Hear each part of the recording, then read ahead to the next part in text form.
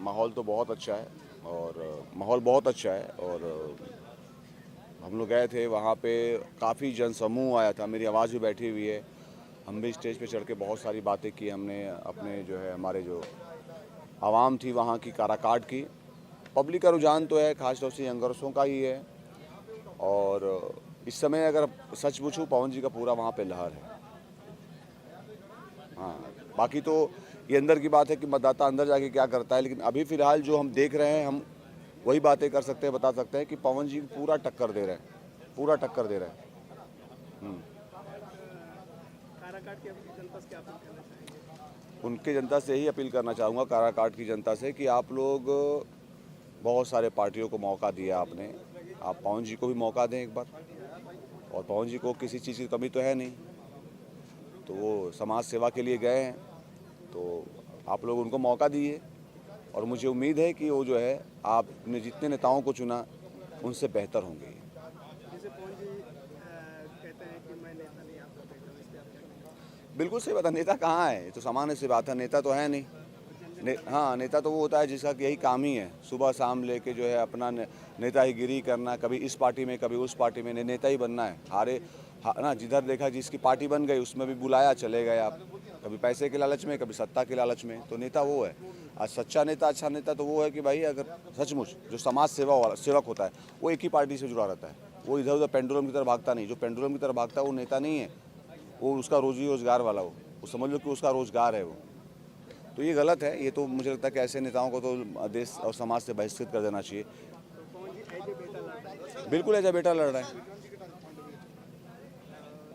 तो क्या लगता है आपको पवन जी जीतेंगे जीतेंगे 4 तारीख को, अरे 4 तारीख को रिजल्ट है, नहीं 4 तारीख को रिजल्ट है, 1 को इलेक्शन है। हाँ, अभी बिल्कुल जीतेंगे, हम लोग की शुभकामनाएं हैं और हम लोगों ने उन लोगों के लिए उनके लिए मेहनत भी किया है। और आवाम से भी जो मैं दरख्वास्त करूँगा कि आप लोग इस बार पवन जी को वोट दें और उनको जिताएं। मंच में आप कौन कौन लोग साथ लेते हैं? बहुत सारे लोग थे, मैं हाँ, पवन जी थे, काजल जी थी, मनोज टाइगर जी थे, शिल्पी जी थी, और और क्या थे, पाकी हेगड़े जी थी, और बहुत सारी भोजपुरी की सिंगर थी। वो क्या नाम है, आस्था थी, अनुपमा यादव थी, और बहुत सारे ऐसे काफ़ी लोग थे कि मतलब इतनी भीड़ थी, इतनी स्टेज पे इतनी क्राउड थी कि एक दो बार तो स्टेज चरचरा भी गया, कसम बता रहा हूँ। तो भगाया गया कि बाकी जो अननेसेसरी लोग हैं तो उनको हटाया भी गया। काफ़ी भीड़ था और हम लोग आवाम के साथ थे, पब्लिक इतनी थी, पब्लिकों का प्यार इतना मिल रहा था कि पूछिए मत। जो पूरा पर्दाफाश करता है कि कहानी कैसे पूरी खुलती है, तो एक बहुत ही अच्छा स्क्रिप्ट है, एक बहुत ही अच्छा स्क्रिप्ट है ये। और मैं डॉक्टर का कैरेक्टर कर रहा हूँ। तो इसमें फिर उनके हीरो हीरोइन का आप साथ देते हैं कि आप निगेटिव करते हैं, पॉजिटिव करते हैं, हर प्रकार पहले वही कर रहा हूँ कि इसमें हीरो हीरोइन के जो है माँ बाप थोड़े से नेगेटिव टाइप के हैं, थोड़े से लोभी टाइप के हैं, तो वही पहले तो उन लोगों का साथ देता हूँ, उनके माँ बाप का। फिर मुझे लगता है कि नहीं, गलत हो रहा है, कुछ ज़्यादा ही हो रहा है, तो फिर मैं जो है हीरो हीरोइन का साथ देता हूँ, जिसको बोलते हैं सेंट्रल कैरेक्टर। फिल्म का एक ऐसा कैरेक्टर जो है बहुत इम्पोर्टेंट होता है, उसकी वजह से कहानी कभी लेफ्ट कभी राइट, कभी ऊपर कभी नीचे होती है। तो ओवरऑल फिल्म की शूटिंग कैसे चले, क्या करना चाहिए, क्या मैसेज जाने वाला है समाज में? समाज में यही मैसेज जाना चाहिए कि आप पैसे के लालची न बनो। आप अगर लड़की खोजते हो तो लड़की देखो, लड़की का पैसा मत देखो कि पैसे वाली लड़की है कि नहीं है। वो आप देखो कि लड़की संस्कारी है कि नहीं है, लड़की शिक्षित है कि नहीं है, वो इम्पोर्टेंट है। अगर लड़की संस्कारी है, शिक्षित है, तो आपका घर खुशहाल रहेगा। और पैसे से बड़ी जो चीज़ होती है ना, खुशी होती है, उसको क्योंकि पैसे से आप खुशी नहीं खरीद सकते, पैसे से आप खुशी और सुकून नहीं खरीद सकते। सुकून आप कैसे खरीद सकते हैं? एक अच्छे व्यक्तित्व, अच्छे नेचर और अच्छे इंसान की वजह से।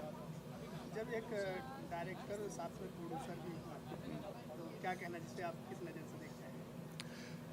देखिए, एक डायरेक्टर और भी हो और वही प्रोड्यूसर भी हो, तो उस पर दोहरी जिम्मेदारियाँ होती है, तो थोड़ा सा हम लोग को भी उसकी जिम्मेदारियों को लेना चाहिए और समझना चाहिए, क्योंकि उसको दोनों चीज़ों को देखना होता है, दोनों चीज़ों को मैनेज करना होता है। तो एक इंसान दो चीज़ को मैनेज कर रहा है, तो कोशिश यही करना चाहिए टेक्नीशियन को और एक्टर्स को भी कि उनकी जो थोड़ी सी जो है भार कम कर सके, कहाँ से मदद हो सके, मतलब कि हम खुद कर सकें, क्योंकि वो दोनों काम को कर रहे हैं एक सेट पे। बंटी जी डायरेक्टर अच्छे हैं, प्रोड्यूसर आपकी नज़र से? एज अ प्रोडक्शन तो मुझे लगता है कि फर्स्ट फिल्म कर रहा हूँ, मतलब एज अ प्रोड्यूसर जिस उनकी जो है प्रोडक्शन में कह सकते हैं कि मैं पहली बार काम कर रहा हूँ। और डायरेक्टर तो वो कमाल के हैं, उनकी मतलब जितनी तारीफ़ की जाए, उनकी जितनी तारीफ़ की जाए कम है। जी तो बंटी जी एज जो प्रोड्यूसर फिल्म ले आ रहे हैं, 3R films and production house का उनका बैनर है और उनकी बेटियों के नाम पे बैनर है। जी 3R। क्या कहना चाहिए? नहीं नहीं, अच्छी बात है। वही बताना कि देखिए आज मतलब लड़की पढ़ाओ लड़की बढ़ाओ या नारी शिक्षा, तो ये सिर्फ बोले कहे नहीं, ये सिर्फ जो है शब्दों पे न रहे, ये सिर्फ जुबान पे न रहे, ये बातें हमारे दिल पे रहें कि दिल से कोई बात जब दिल से होता है तो हम उसके पीछे भागते हैं, उसको करते हैं।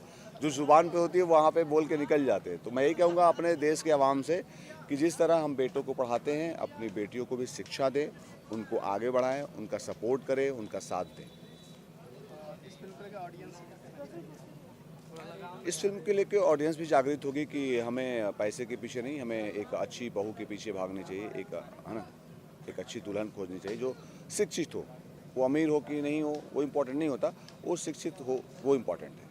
आज भोजपुरी सिनेमा को जो दौर एक चंदेवर कई सालों से लगे हुए थे भोजपुरी सिनेमा की छवि बदलने में, वो आज पूरी तरह से बदल चुकी है।